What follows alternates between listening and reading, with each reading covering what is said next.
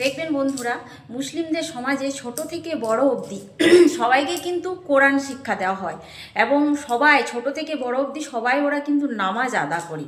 হ্যাঁ, আর মুসলিমদের আরেকটা ভালো জিনিস দেখবেন, ওদের মসজিদে কিন্তু মানে কি বলবো, কোনো আজে বাজে গান বাজতে আপনি দেখতে পাবেন না।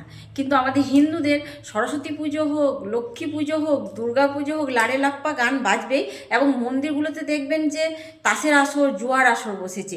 আমি জানি না আমি কতটা ঠিক বলছি বা ভুল বলছি, বা আমি মুসলিমদের সাপোর্টে বলছি বা হিন্দুদের বিরুদ্ধে বলছি, আমি সেটাও বলছি না। তো এগুলো আমি খুব ভালোভাবে লক্ষ্য করি।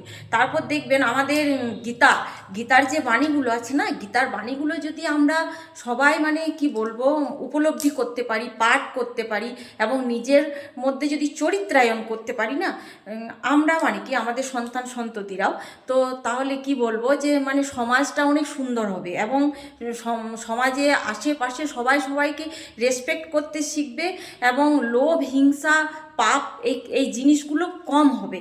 কিন্তু গীতা পড়তে গেলে আমাদের হিন্দু সমাজে প্রথমেই একটা নক করে দেওয়া হয়, কি হয়, আপনি নিরামিষভোজী কিনা। আরে ভাই, নিরামিষ তো আমিও খেতে পারি না।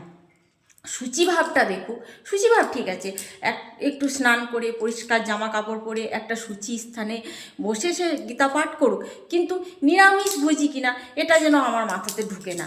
হ্যাঁ, তো গীতা যদি আমাদের স্কুল লেভেলে আমাদের সন্তান সন্ততিদেরও পড়ানো যেত, তো তাদের মানে কি বলবো চরিত্র গঠনে মানে প্রত্যেক মা বাবারই এটা মানে সন্তানদের পক্ষে মানে খুবই উপকার হতো, খুবই উপকার হতো।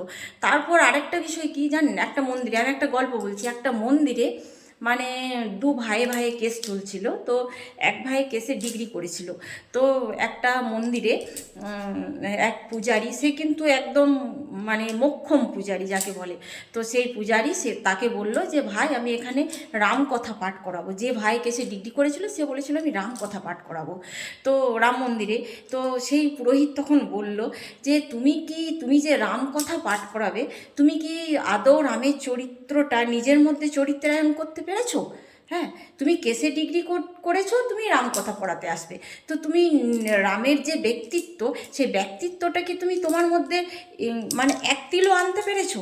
তো সে প্রশ্ন করলো, কেন পুরোহিত মশাই এমন কেন বলছেন?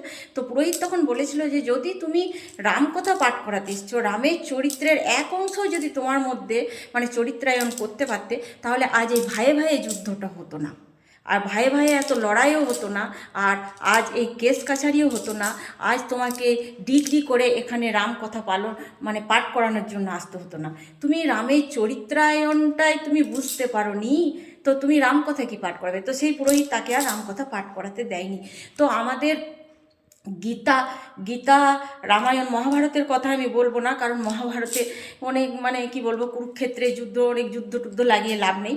তো রামায়ণ আর গীতার যে বাণীগুলো আছে, তো সেই বাণীগুলো যদি আমাদের স্কুল লেভেলে মানে একদম আমাদের সন্তান সন্ততিদের মধ্যে যদি ঢুকিয়ে দেওয়া যেত, তো আমি বলবো যে মানে তাহলে সমাজটা অনেক সুন্দর, অনেক সুশীল, আমাদের সন্তানদেরও চরিত্র গঠনে মানে খুবই খুবই ভালো হতো, খুবই সাহায্য হতো।